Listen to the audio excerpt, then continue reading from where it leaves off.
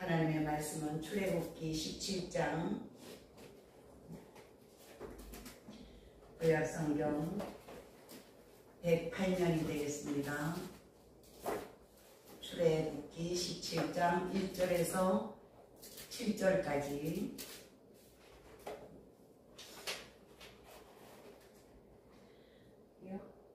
이스라엘 자손의 온 회중이 여호와의 명령대로 신 광야에서 떠나 그 오정대로 행하여 르비딤의 장막을 쳤으나 백성이 마실 물이 없는지라.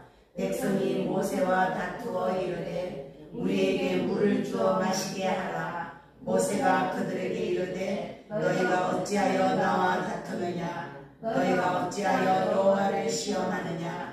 거기서 백성이 목이 말라 물을 찾으매 그들이 모세에게 대하여 원망하여 이르되 당신이 어찌하여 우리를 애굽에서 인도해 내어서 우리와 우리 자녀와 우리 가축이 목말라 죽게 하느냐. 모세가 여호와께 부르짖어 이르되 내가 이 백성에게 어떻게 하리이까. 그들이 있으면 내게 돌을 던지겠나이다. 여호와께서 모세에게 이르시되 백성 앞을 지나서 이스라엘 장로들을 데리고 나일강을 치던 네 지팡이를 손에 잡고 가라. 내가 호렙산에 있는 그 반석 위 거기서 내 앞에 세우시니 너는 그 반석을 치라. 그것에서 물이 나오리니 백성이 마시리라. 모세가 이스라엘 장로들의 그 목전에서 그대로 행하니라. 그가 그곳 이름을 마사 또는 무리바라 불렀으니 이는 이스라엘 자손이 다투었으며 또는 그들이 여호와를 시험하여 이르기를 여호와께서 우리 중에 계신가 안 계신가 하였습니다. 아멘. 우리들이 가지신 교재 오늘은 제16일째 믿음의 눈으로 주를 보라 함께 읽겠습니다. 밀콘의 말처럼 오늘날 우리가 사는 세계에는 우리가 멈춰 세울 수 없는 거대한 조수가 솟아오르고 있다. 우리는 마치 해일의 가장 높은 곳에 끌어올려 이제 곧 떨어지게 깨지게 하려는 순간을 살아가고 있습니다. 오늘 본문에 등장하는 이스라엘 백성들은 자신들의 인생의 최대의 난간에 부딪혔습니다. 물이 없어 목마름의 고통에 크게 달해 있습니다. 그래서 원망하고 불평합니다. 하나님의 기적을 체험한 백성들이지만 자신들 앞에 놓여있는 어려운 환경에 가려서 하나님을 볼 수 없었습니다. 내가 처한 어려움에 내 마음을 빼앗겨 버려서 정작 하나님을 찾을 마음조차 갖고 있지 못했습니다. 아니 인간적인 수단과 방법을 모두 동원해도 길이 없으니까 아예 하나님을 찾는 일마저 포기해버렸습니다. 그러나 하나님의 사람 모세는 분명히 달랐습니다. 그가 하나님의 부르심에 순종하여 떠난 이후 늘 그랬던 것처럼 또다시 무릎으로 하나님 앞에 나아가 기도합니다. 사실 모세에게도 뾰족한 수는 없었습니다.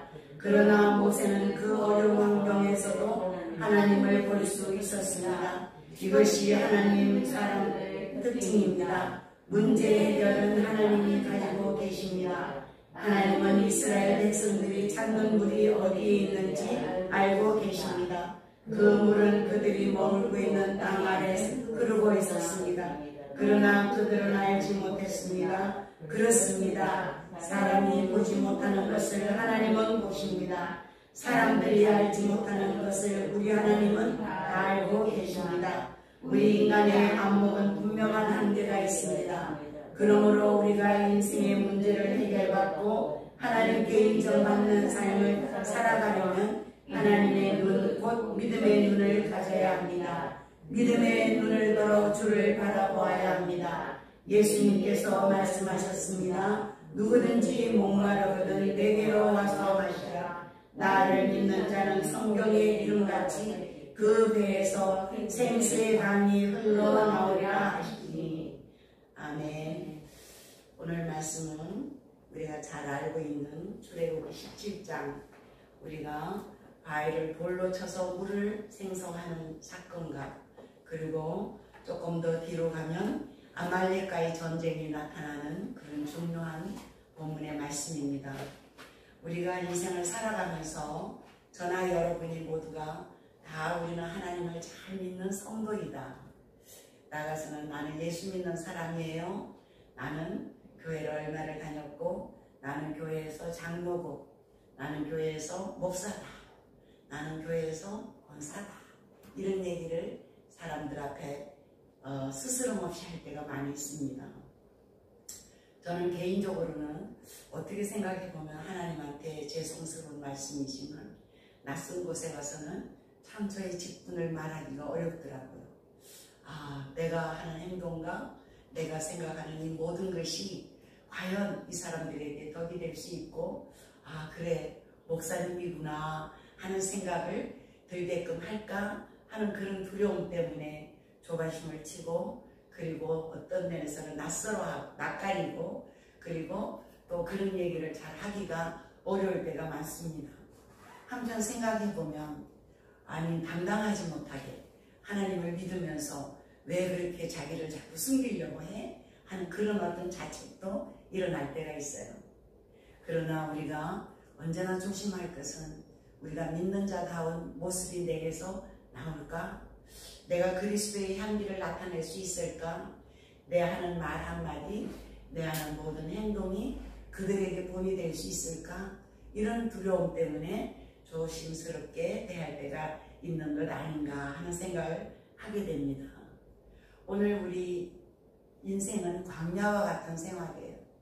여러분들이 출애굽기를 읽으면서 이 사람들은 참 해도 너무한다. 어떻게 이렇게 이스라엘 백성들은 참 이렇게 하나님을 매일 만나면서도 매일 느끼면서도 매일 부정하는가 하는 그런 생각을 하게 될 것입니다. 그런데 그 어떤 심적인 모든 것이 지금 우리가 살아가는 인생의 모습과 똑같다는 것을 저는 가끔 느낄 때가 있습니다. 하나님이 우리에게 큰 은혜를 베푸셨어요. 큰 기쁨도 주셨어요. 왜 만나와 메추라기 같은 일용할 양식도 주셨어요. 그렇지만 먹을 때는 감사합니다. 하나님 역시 살아계시군요. 하지만 돌아서서 배부르고 나면 그것을 누가 주었는지 어떻게 해서 이것이 내게 양식이 되었는지 나를 배부르게 했는지 다 잊어버리고 사는 거예요. 이것이 인간의 본성이고 허약함이라는 것입니다. 오늘 말씀을 보면 그냥 백성들이 막 모세를 원망해요. 어떻게 우리가 잘 살고 있는 그 애굽 땅에서 우리를 이끌어내서 우리 아이들과 우리 가족과 나 가축까지도 다 이끌어내가지고 우리가 정말 가나안 땅으로 가자 하고 불러내더니 이 광야에서 우리를 목말라 죽게 하느냐 이런 원망을 하는 거예요. 모세도 감당할 길이 없었어요. 하나님 이 백성을 나보고 어떻게 하라는 소리입니까? 이렇게 하나님께 부르짖습니다. 그런데요, 우리가 이렇게 되기 전에 우리가 생각해 볼 것이 있습니다. 우리가 출애굽기 15장에서 보면 하나님께서 물이 써서 그냥 먹을 수 없는 마라 같은 마라의 쓴물을 나뭇가지를 집어넣어서 달게 만들어 주셨던 사건이 있어요. 여러분들 생각해 보세요. 출애굽기 15장 23절에 쓴물을 달게 하는 역사를 보여주셨어요.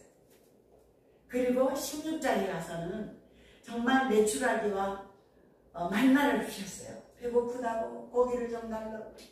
우리가 나와서 이렇게 광야에서 살다 보니까 정말 먹을 것이 없어요. 우리는 고기 먹고 살던 애굽 땅이 그리워요. 그걸 좀 주세요.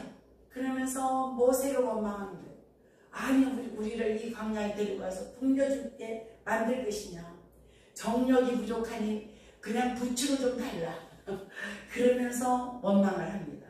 사사건건 이 모든 것을 하나님께로 돌리는 거예요. 그 깊은 본질, 그 깊은 사랑, 나를 연단시키는 그 어려움 속에 처하게 만드는 하나님의 깊은 경륜을 깨달으려고 생각도 안 하는 거예요. 순간순간 오는 그런 것에 대해서 막 원망만 하는 거예요. 자, 출애굽기 16장 33절 34절에 보면 하나님께서 우리가 지금까지 먹어보지도 못했던 메추라기를 그냥 구름대처럼 보내주셨어요. 그래서 그것이 나에게 고기를 주는 양식이 되었어요. 그리고 아침 새벽에 일어나 보니까 그냥 만나가 이슬처럼 내려와 있어요. 그것을 먹고 살아왔던 사람들, 불과 얼마 전까지. 그리고 그걸 40년 동안 끊임없이 주셨다 했어요. 자, 배부르고 등 따시게 되었습니다. 그러고 나니까 목이 마른 거예요. 이제는 물이 없다고 아우성을 치는 거예요. 그럴 때 하나님께서는 그래도 인내하고 계시는 거예요. 그래, 너희가 연약한 인생이지. 그래, 너희가 과거에 그 내가 주었던 모든 은혜와 사랑을 잊어버릴 수밖에 없는 그런 약한 존재이지. 그래, 그래서 모세라는 영도자를 통해서 내가 너를 이끌어냈지만 모세에게 내가 그래서 그에게 능력을 주시는 거야. 왜? 나와 백성들 사이에 중간 역할을 하기 위해서. 그러나 오늘 말씀을 보니까 모세 역시도 그냥 견딜 수가 없었던 것 같아요. 하나님이 이 백성을 어떻게 하면 좋겠습니까? 이렇게 원망하고 있을 때 하나님께서 얘기하십니다. 너희의 지팡이를 짚고 어느 신의 산 꼭대기에 반석 위에 서라. 반석을 돌로 반석을 지팡이로 내려칠 때 거기서 생수가 넘치리라 하는 또 한 번의 은혜를 더하여 주신다는 것입니다. 여러분, 우리가 인생이 이런 거예요. 우리가 새벽에 기도하면서 오늘은 복되게 살리라, 오늘은 하나님과 손잡고 내가 이 세상을 살아가리라 하지만 문 밖에 나가면서 하나님의 존재는 희미해지고 나의 존재, 나의 생각, 나의 욕심, 나의 계획이 나를 지배할 때가 참 많지 않습니까? 믿음 생활이라는 게 뭐예요? 이것을 쳐서 복종시키는 거예요. 내 생각, 내 정말 계획, 나의 이성, 나의 지식, 이것을 뒤로 하고 나는 오직 하나님만 바라보면서 오늘도 승리하리라. 이런 마음으로 살아가는 것이 우리가 아름다운 믿음의 사람이라는 것입니다. 하나님은 살아계세요. 이런 화를 내고 이렇게 백성들에게 아우 나는 이 백성 정말 견딜 수가 없어요. 하나님은 더 이상 어떻게 할 수가 없어요. 이렇게 얘기했던 모세에게도 하나님은 끝까지 그 능력의 손길을 저버리지 않으신다는 것입니다. 여러분들, 우리가 출애굽기 17장을 유심히 보면 어떤 말씀이 나오냐 하면, 자, 11절 한번 읽어보겠습니다. 모세가 손을 들면 이스라엘이 이기고 모세가 손을 내리면 아말렉이 이기더니 이랬어요. 모세가 아말렉과의 전쟁에서 두 손을 높이 들고 기도를 하는 거예요. 그러면 두 손을 높이 들고 기도하면 어떻게 된다 그랬어요? 이스라엘이 승리를 하는 거예요. 너무너무 지치고 힘이 들어서 이 손을 내려놓으면 아말렉이 이기게 되고 이스라엘이 지는 거예요. 자, 여기에서 우리가 또 생각할 것이 있습니다. 이 모세도 사람인지라 이 두 팔을 언제까지 들고 있을 수가 없었어요. 우리가 생각해 볼 때 하나님, 내가 이렇게 손을 들고 기도하고 싶지만 이 권능을 내가 받고 싶지만 모세가 지쳐서 두 손을 내려놓을 때가 있었다는 거예요. 그러면 어떤 일이 생긴다고요? 아말렉이 이기는 거예요. 우리가 기도하지 않으면 마귀가 우리를 점령한다는 거예요. 우리가 기도하지 않으면 순간적으로 마귀가 우는 사자처럼 우리를 침노한다는 겁니다. 제가 어느 부흥사님 말씀에서 은혜 받았던 기절이 말씀이 있어요. 마귀가 여러분들 조용하게 막 그냥 내가 너를 이기리라, 내가 너를 쓰러뜨린다 하면서 우는 사자처럼 막 그냥 하고 오면 우리가 어떻게 되겠어요? 그러면 다 마귀의 존재를 알고 어머 안 되겠어, 내가 기도해야지 이렇지만은 마귀는 우는 사자처럼 우리에게 오는 것이 아니라 사자의 모습을 생각해 보라는 거예요. 나무 옆에서 이렇게 나무 뒤에서 눈을 이렇게 다 부릅뜨고 이렇게 이제 지나가는 자기의 그 양식거리를 찾아보고 있다는 거예요. 자기가 어떤 짐승을 잡아먹을 것인가. 저는 제일 싫어하는 프로그램이 뭐냐 하면 동물의 세계예요. 동물의 세계를 막 재밌다고 보는 사람들 보면 저는 너무 이해할 수가 없어요. 동물의 세계를 보면 맨날 그 어린 그 사슴 같은 아이들, 예쁜 아이들 껑충껑충껑충 뛰다가 사자에 발휘되는 그런 장면이 생생하게 나타나잖아요. 저는 그런 걸 볼 수가 없어요. 그런데 거기에서 무엇을 나타내느냐. 그냥 뭐 사슴들이 막 평화롭게 놀고 있는데 거기서 사자가 가만히 보고 있는 거예요. 눈독을 들이고 있는 거예요. 이 사슴이 조금 나태해지고 조금 무방대해지면 어느 순간에 팍 태어나서 체가는 거예요. 이게 동물의 세계예요. 우는 사자처럼이 아니라 지려하게 목적을 노리고 있다가 그냥 체가는 그런 마귀의 역사가 있다는 것입니다. 그렇기 때문에 우리는 늘 기도해야지 돼요. 기도가 여러분들 꼭 새벽 기도 나와서 부르짖는 기도만이 아니라 길을 걸어갈 때나 정말 어디서 누구와 대화할 때나 어려운 일을 만났을 때나 그리고 즐거울 때나 늘 기도하시기를 하나님 이 순간에도 제가 하나님 손을 놓치지 않고 살아갈 수 있도록 도와주세요. 하나님께서 제 옆에 앉아 계주세요. 하나님 이 시간에도 하나님께서 저와 동행해 주세요. 날마다 주님을 숨쉬는 순간마다 우리가 기도하는 마음으로 주님과 동행하는 삶이 돼야 된다는 것입니다. 주님이 함께 하시면 마귀가 우리를 침노하지 못해요. 주님이 함께 하시면 마귀가 감히 우리 옆에 오지 못한다는 것입니다. 그래서 오늘 말씀에도 보면 이 모세가 두 손을 들고 있을 때는 아말렉의 전쟁에서 이겼다고 했죠. 그런데 모세 역시도 사람인지라 손이 내려갈 때가 있어요. 우리가 기도하고 싶지만 이렇게 인생이 피곤하고 힘들어서 손에 내려갈 때 어떻게 한다 그랬어요? 아론과 훌이 양쪽에서 그 손을 받쳐줬다 그랬습니다. 저는 이 말씀이 얼마나 귀한 말씀인지 늘 생각하게 돼요. 자, 혼자서는 도저히 할 수가 없어요. 한쪽 팔은 아론이, 한쪽 팔은 훌이 이렇게 다 받쳐주고 있었어요. 그럴 때 이스라엘 진지에 승리만 있었더라 하는 그런 얘기가 있습니다. 오늘 우리가 신앙생활을 하고 오늘 우리가 하나님과 더불어 살아갑니다. 우리가 교회 안에서는 목회자를 돕는 아론과 훌의 역할을 해야지 되며 우리가 인생을 살아가면서 어떤 생활을 해야 되느냐 오직 나의 갈 길 그것은 하나님께서 정해주신 길이고 나는 오늘도 주님과 동행하리라 하는 그 마음과 그 뜻을 가지고 살아갈 때 우리는 세상을 이길 수 있고 그리고 어떤 어려움을 만나도 불평하거나 노여워하거나 서러워하지 않고 이것도 하나님께서 나에게 주신 하나님의 훈련의 방법이다. 나로 하여금 이 훈련을 잘 힘들여서 나로 하여금 이 삶을 멋지게 인도하기 위한 하나님의 경륜이구나 하는 것을 여러분들이 깨달으시기를 바라겠습니다. 왜 내게 이런 슬픔이 오느냐? 왜 내게 이런 고통이 오느냐고? 왜 이런 나에게 어려운 일을 주시느냐고? 하나님 살아계시느냐고? 원망할 일이 아니에요.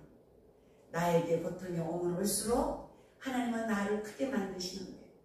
나에게 어려움이 오면 올수록 나를 훈련시켜서 하나님의 사람으로 점점 크게 만들어 가시는 거예요. 여러분들 유치원생들에게 뭘 맡길 수 있겠어요? 규리와 같이 어린아이에게 뭐를 그렇게 맡길 수 있어요? 어른들이 보고 이쁘다 하는 소리나 하지 그 아이에게 뭘 기대할 수 있겠어요?